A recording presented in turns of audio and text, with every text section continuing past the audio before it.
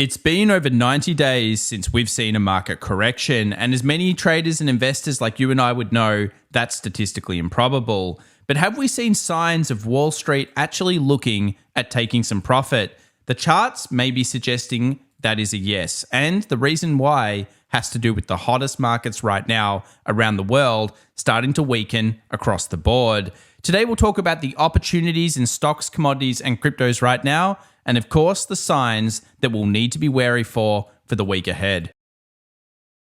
Well, welcome back everyone to the special weekend edition of the Markets Around the World. My name's Tom. Remember to subscribe and smash that bell icon if you love markets. And boy, oh boy, do we have a massive show coming up for you. Remember to put in the comments down below your favorite instrument that you're trading or investing in right now. I'm really interested to see what the community is doing in the markets. Let's now talk about what happened in the week in review. It was semiconductors down a little bit, a huge transaction going through on Meta, and of course, Tesla being in the news for all the wrong reasons. But really, it was what we've been talking about recently. The breakout of copper and energy stocks led on to some massive discussions about inflation and of course, stagflation. And we've got some big data coming up today that I think you'll find very interesting.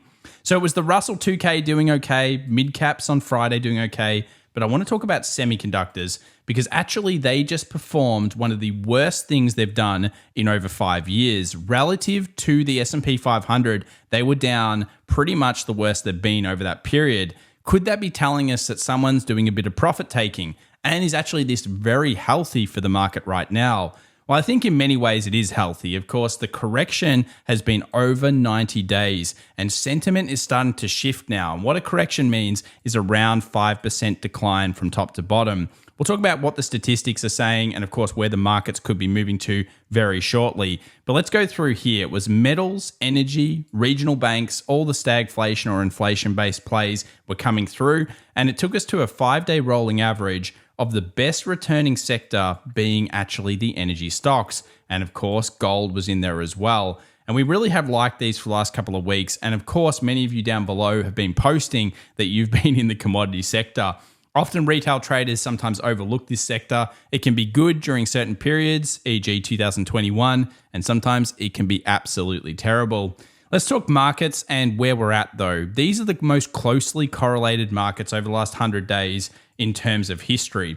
And you can see a lot of them do start to struggle over this kind of 100-day period to around 175-day period. A sideways to declining market over that time is not unusual. Is this healthy for markets though? Well, it would be. And of course, we got here a new bit of information from Wayne.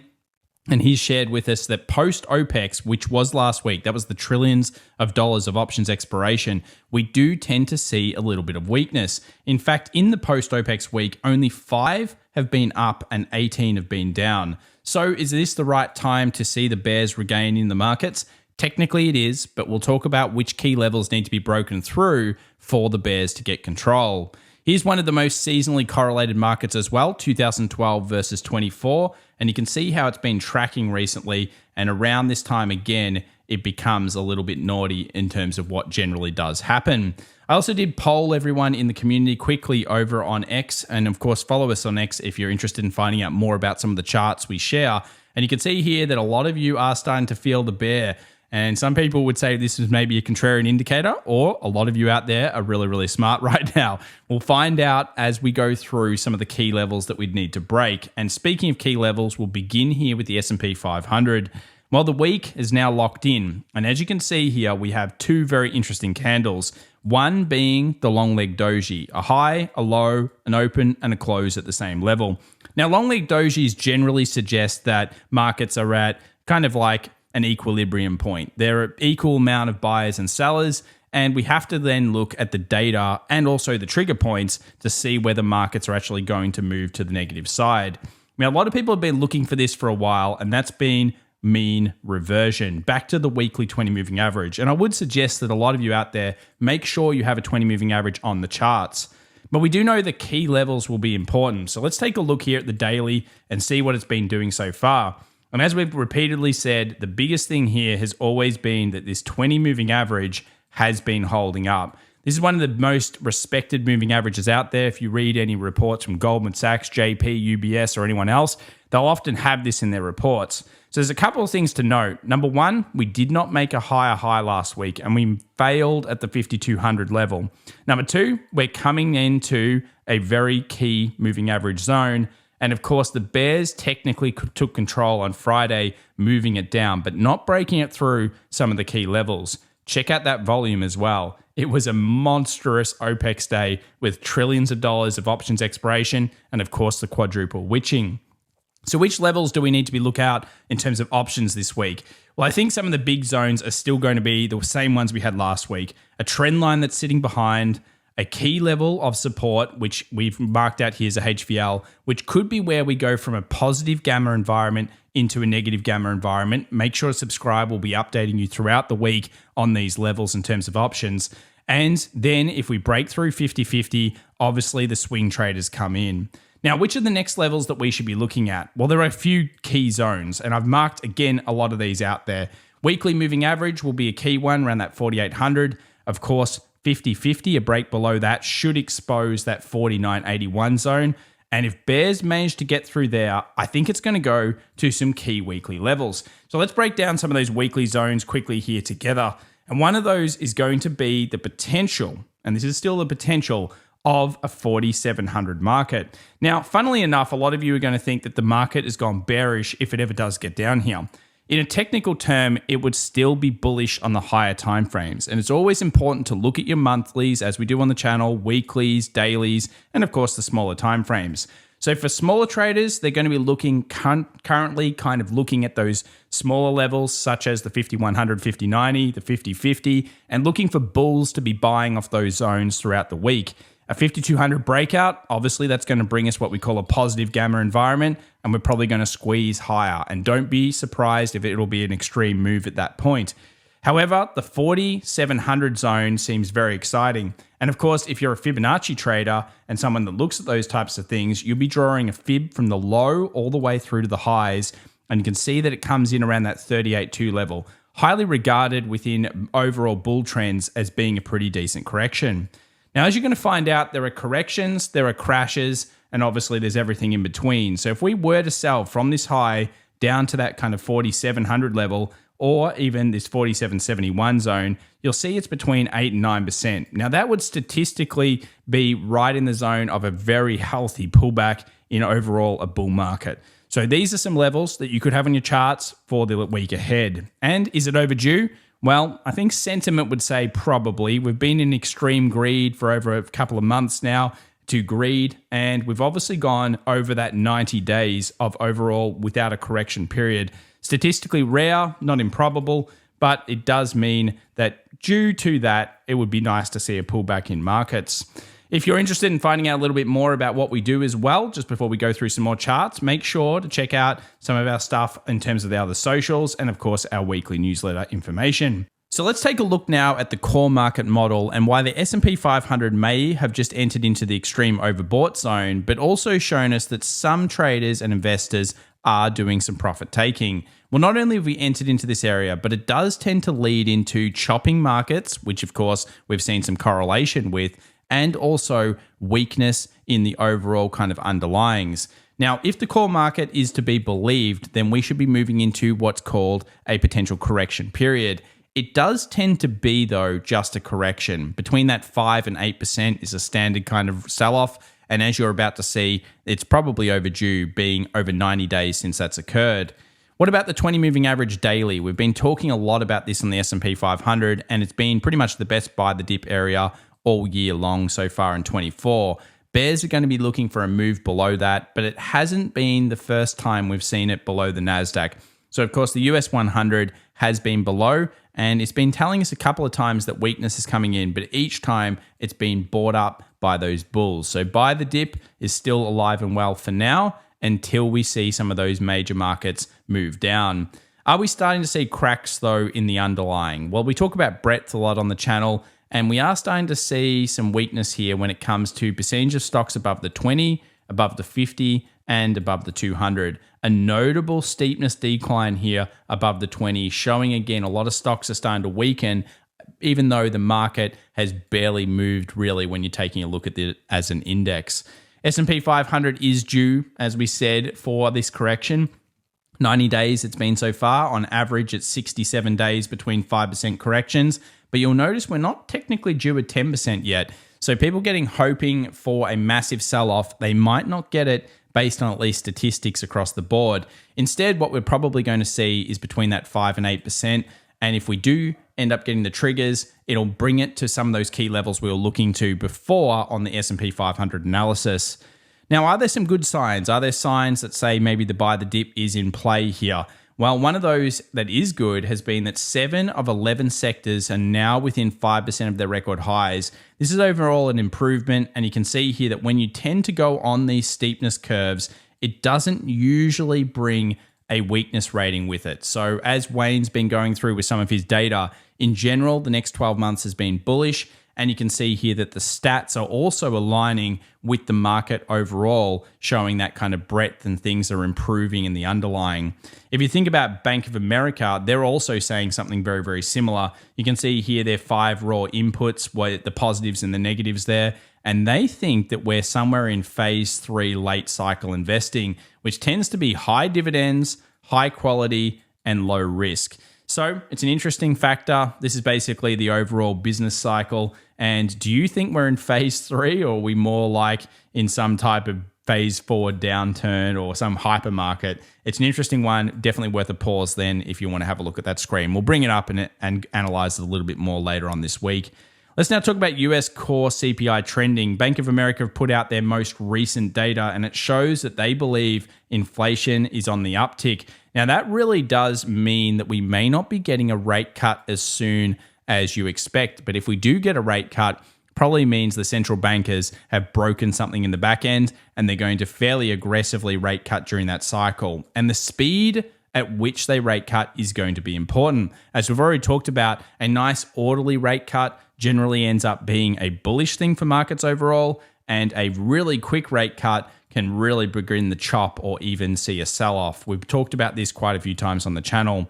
So what's going to do best after a rate cut? Well, after the first Fed rate cut, generally value has led growth for a 6-month period. Smalls led large for 3 months, 6 months, and 12 months, and bonds ended up leading stocks. So isn't that interesting? So we end up seeing bonds doing really well. We're going to generally see value come through against growth. And this is going to be a very interesting time for market investors. Of course, we will be able to show some combos later today that you might want to be looking at if that does occur. Here's another one in terms of S&P 500 sector outperformance hit rate around the first rate cut. And you can see here what does well before and what does well afterwards. Again, it's a pretty interesting playbook in terms of markets and the conditions. What about the big transactions though? Last week we talked about MSTR, and this has got to be one of the favorites of retail traders right now. Some massive dark pool transactions coming through, and then out of nowhere, crypto ends up crashing. At least so far, it's fallen a little bit. And of course, MSTR starts to weaken. So that was clearly some insiders starting to dump on that particular stock. But what about Meta? What about some of these big tech stocks that have been doing incredibly well? A massive transaction just went through on Meta. The last time we saw a massive transaction this big was pretty much 2022, and it led on to, again, a sell. Now, we've seen this across semiconductors last week with huge buy the dips and then huge sell the rips. At that point, the Qs are also starting to show a lot of kind of distribution style levels here. Huge transactions going on everywhere throughout the Qs. And if we start to break down those key levels, you can see why people are starting to say, well, maybe we will be in for a correction here because we are getting these large transactions out of nowhere. Could this be profit taking on Netflix, for example, a huge transaction near those highs? Well, it makes sense. It's been on a great rip and probably someone's doing some profit taking. And again, this is all part of the normal market cycle, and we've been looking for it as we've been talking about these CTAs, which remain incredibly overbought, and we've been looking for them to actually show weakness. Now, one thing based on Goldman Sachs data here is that they're not showing that much weakness in the S&P 500 yet. Now, our NASDAQ report, which we put in the previous video, we did see it make a new low. So basically, it looks like there's a rotation going on. We're moving out of some of the tech for now, and they're possibly moving into stagflation plays, which we've seen in things like commodities and a few others.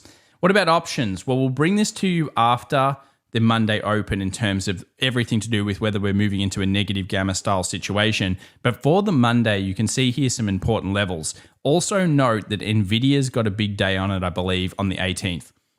So this may be one of the big sentiment kind of changes or switches for the market. If it doesn't present what the market wants to see and NVIDIA starts to sell off, again, probably going to move through the 20 moving average on the S&P. As we know, that's been a sentiment driver and things could get nasty. 5150 is actually a pretty weird level for the Monday open. That's where a lot of puts are. So to sit around 5100, to see buyers come in around that level, or to even close above 5150 and sit right in this HVL zone of around 5170 would technically be the best for a lot of the current conditions in the markets. But if we do see a 5150 down to 5100 or a breakthrough of 5100, we could be getting into a negative gamma style environment. And that's going to start to put a lot of pressure on the markets. And as we saw before with our S&P 500 analysis, that level is going to be a massive deal. We've got some big information coming out this week. Of course, we have the Bank of Japan press conference. We know that they've got some weird central bank policies at the moment. That may move markets. We've also got FMC economic projections statement, the dot plot, I believe. All of these things are coming out, and a lot of eyes will be on that, and heaps of European information as well, including flash services PMI on Thursday. And all of this is coming out, and it's going to put a lot of pressure on stocks if it doesn't present what the market wants. And the market right now, who knows what it wants? It's got decent earnings. It looks like the economy is expanding, but at the same time, we've got that reintroduction of inflation. So maybe they're going to be looking for a rate cut. I don't know if they're going to get it though. I think the Fed's probably going to have to stick on this one if they can. What about the Friday options expiration? Well, it was massive as we expected. Another day of above average options moves. And we can see here 57% calls, retail traders making up 30% of the single legs, and here are all of the largest transactions. Now, notably, we did end up getting a lot more puts on S&P. In the previous video, we talked about how weird it was that we had more calls than puts, and of course, that led to that downward exposure. If markets do go through those levels, though, hedges will have to come in, and as you can see, that will then usually start to really rail the markets. And remember, it goes down faster than it generally goes up. So if we do end up seeing a huge negative gamma switch, it's probably going to be pretty fierce. So let's take a look at some of the positive and negative reasons right now. One of them is dollar index. Now, for a long time, and you can see it on this chart, the US dollar was actually, let's say, in tandem in some ways with the SPY. US dollar was up, markets went down. That has not been the case in this current rally. You can see here, dollar index has been up, this blue line, and the stock market has also been up. So are we going to see a lagging result to that? Well, of course, everyone's eyes will be on inflation this week, the FOMC and the US dollar. One good combo to be watching. Another one that's worthwhile putting on your charts is going to be semiconductors versus the SPY. We reported that it's one of the worst periods we've seen in terms of relative performance for a week. It really has been. But is this enough run? I mean, the semiconductors have been performing greatly. Don't get me wrong. I think it's going to be long term, very good for semiconductors, as it has been for well over pretty much 15 years. But it may need a bit of a breather, similar to other periods where it's had outperformance. And I put this on the charts the other day, and we talked about the length of which the last run was, which was that length there. And funnily enough, it seems to be a pretty similar length again. So there you go. Nice run on semis. Is it time for a breather? This is a great chart to start to see that rotation coming through. And we've been talking about this one and how it had that huge rejection on it, signaling that it should be kind of like a sideways style market to maybe even down for that. The American consumer versus staples. We always bring this chart up. As you can see here, it started to weaken. No new low yet, but that's again just showing you that some of the growth stocks are coming out a little bit and people are moving a little bit more into defensive. Not so much staples, but we saw it with utilities. We've seen it with energy and of course metals and regional banks, etc. IWF versus IWD. Now, this is an interesting one because as we mentioned before, we're going to be looking for a switch to value at some point along this whole federal rate cut cycle concept. And this is the chart that we might need to be watching. At the moment, we can see we've made a new high in terms of growth. Is this a bit of a mistake? Is this a false breakout? We'll be looking for the signs of weakening here. And one of the things that we'll also be doing is we need to, of course, do some analysis on breakouts to the new lows. Now, at the moment, you can see it's coming down to that 188 ratio. Now, this is going to be an important point, and it did make a higher high recently. It's been weakening, showing that there's that defensive move. And funnily enough, the defensive move has kind of been happening since middle of February. So it's not really a new thing in these markets. It's been kind of floating around where value stocks have started to become the new hotness in these particular markets. What about bonds? High yield bonds in particular, still coiling, still in the middle of the range. Remember, the bonds market is connected to the main stock market. And if this goes to the downside, you could expect that to be like a corrective style move. If it goes to the upside, obviously we have to expect risk on and things are still getting wild in this market. FOMO pretty much at that point. The volatility of the volatility also spiked and held high. We need to go above 16, as we know with the VIX, which we've talked about many times. And the volatility, the VVIX here, actually held and stuck a pretty big high. And that's because we do have the FOMC and so much economic news this week. So it's going to be another big volatility event. And markets are starting to get a little stressed, as we can see up here, about everything. And when they get a little stressed, obviously, then they expect the perfect scenario. If they don't get it, then they chuck a hissy fit. And that could be what we're looking at here. Inflation, such as copper, broke out. Of course, we all correctly identified this over the last couple of weeks. And as we expect, look, copper's basically hit into one of its first targeting zones, which was around this level. I still think copper's got some move on it. We can see that we're kind of thinking that even the possibility of a 4.28 based on that kind of inverted head and shoulders is there. And copper's been a great move. So congratulations to a few of you that have been trading based on that inflation data. Now the dollar index. So we saw the euro US dollar, that is one of the currencies, hit one of the key levels last week in terms of resistance. Then we saw the dollar make a little bit of a play towards the upside. It's too early to tell really on the dollar. We will be focused on it after we get some trades during the session. But if it's going to find buyers, this is a fair level for it to do so. And if it goes below this level, get ready for the dollar to get smashed. We'll update you guys as we see more, especially after the FOMC day. Gold remains relatively bullish for now. It was a pretty bad weekly close. Let's be real. It wasn't green. It was red. So I could see gold doing a little bit of a pullback for now. Still favoring gold stocks over gold spot though. I think they're more under performance over the last couple of years. Well, that's been kind of like something we've been looking at. And GDX is obviously something that we've charted many times. But I could see a gold pullback for now, and then hopefully that to be met by bull demand. Now, as we have been talking about, oil broke out, and it doesn't look like it's finished. Now, it may still pull down and give buyers the idea of kind of getting in. And one of the things that we're looking for is, of course, things like indications such as this, where if the market was to pull back, will it come into that volume kind of area and then breach up? I do think that Brent and US oil both look very strong here. And we've been talking about on US oil, the 82.50 to 84.50 range. And of course, UK oil, we already had it on the charts. Still more to come. It looks likely. And this is, of course, going to be the real risk that you need to be looking at this week. Probably one of the most important charts as well that we are watching. What about Tesla? Well, the good news for the bulls is it kind of closed right on our possible return to point. Now, this is a pretty important level for Tesla, and we're still looking for structural lows. Now, to stop a freight train, as I often say, takes a fair bit of structure. So I'm not sure that we're just going to see like a big V-shaped bull on Tesla. I think it's going to take a little bit of time, but this is a very interesting point for it. We need to cover Tesla moving forward, and this will be a key zone between the bulls and the bears. So for a dollar cost averager, maybe they're excited about this level. I think it's a little bit too early to tell. And we have been talking about weakness in NVIDIA since I think some large player came in and said, haha, let's get out. Obviously, we know insider sells have been going up a little bit on NVIDIA. Why wouldn't they though? They're making some sweet profit, taking some of that to the bank and probably buying themselves some beautiful houses and boats. But overall, this has been a pretty decent pullback, which we expected. And of course, we do still expect it to be a sideways to downward market for NVIDIA. Doesn't mean it's necessarily a trade. And as an investment, we all think it's still going up. Of course, we think semiconductors are going to be in everything moving forward, and I'm sure you do agree. So it's an interesting chart here, and it's coming back down to those key levels of support. Similar to that, we've seen SMCI. Now, this one had some better news with it. Upgrades across the board, inclusion into the S&P 500, and again, semiconductors had those massive drops on them, and then this one went back up. We'll see how it ends up playing out. I'm not really doing anything particularly on it, but watch the 20 moving average, watch this 1025 level. If it does get underneath there, it could get kind of fierce and may provide buy the dip opportunities for people that like it. So SMCI, it's an interesting one to be watching this week.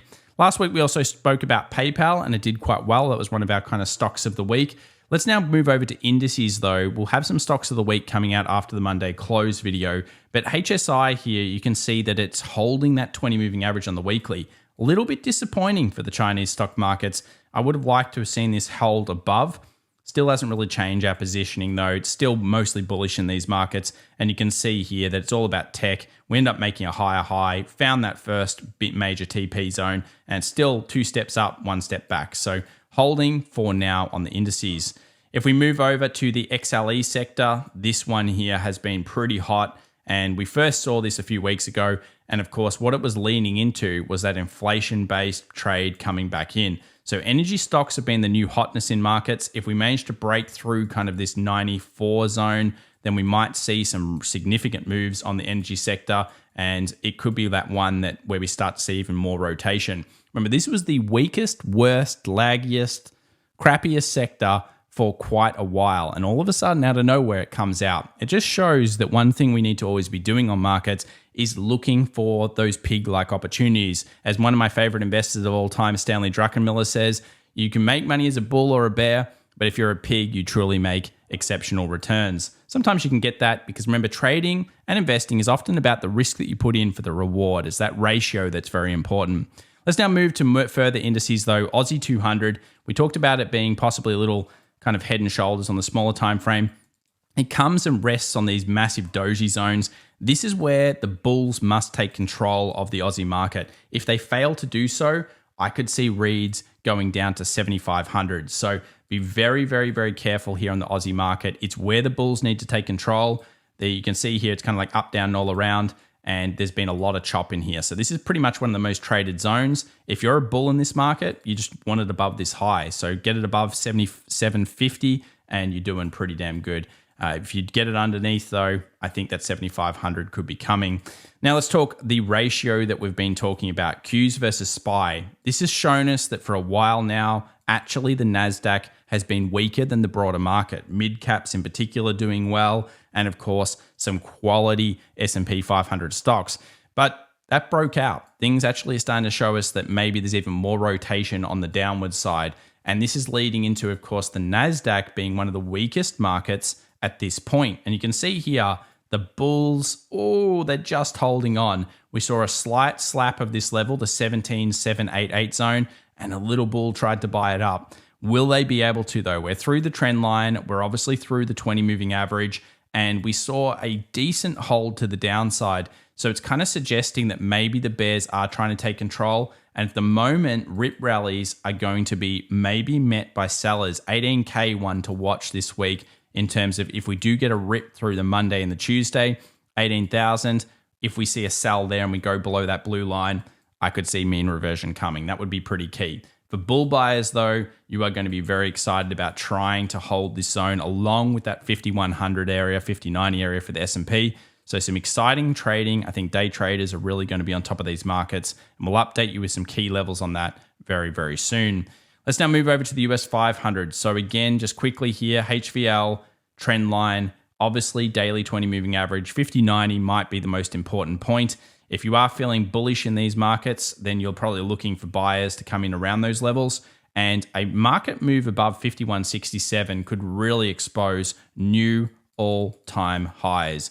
Obviously, the options market's going to have a lot to do with this. We know 51.50, we know 5100 on the Monday, and we'll update you with negative gamma and positive gamma environments moving forward as well, along with some implied options moves, which we'll be now including on the charts for the major indices moving forward as well on these charts. Let's now move over to Bitcoin because, of course, this is where that level got taken out. And it's a shame I didn't make the video earlier, actually. I was going to, but I just couldn't do it due to some life commitments. And you can see here a low and a low, that's 68.87. We were talking about how it's bull until that gets taken. It got taken and it rallied up. That 70K actually was a pretty good sell for the bears. Now, we know that the spirit animal of the bulls is very strong in the crypto market. And I tend to favor the bull side, as I do think this halving cycle, the markets will go pretty ballistic to the upside. But this is that standard thing that we expected. We first started to talk about it over here. And of course, then it went and ripped higher.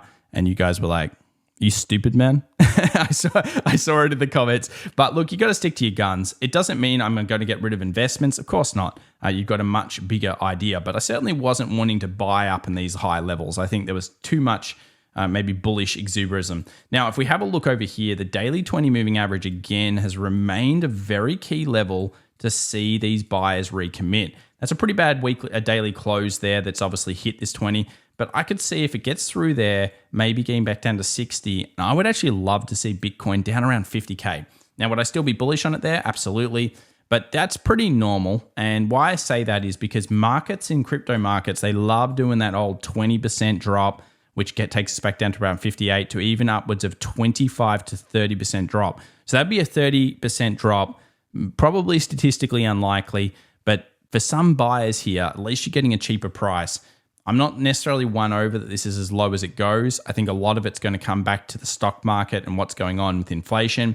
And one of the combos that you can use right now is Bitcoin versus the triple leverage Qs. And we'll chuck that in the next video because I think you'll find that correlation is really interesting in these markets. If you enjoyed this special weekend edition of our show, remember to subscribe, follow us on some of the other socials down below as well, and sub for the free weekly newsletter as well. We've got some amazing data coming out. I hope you're enjoying the new look of the show. Let us know if you are, and we'll see you in the next one.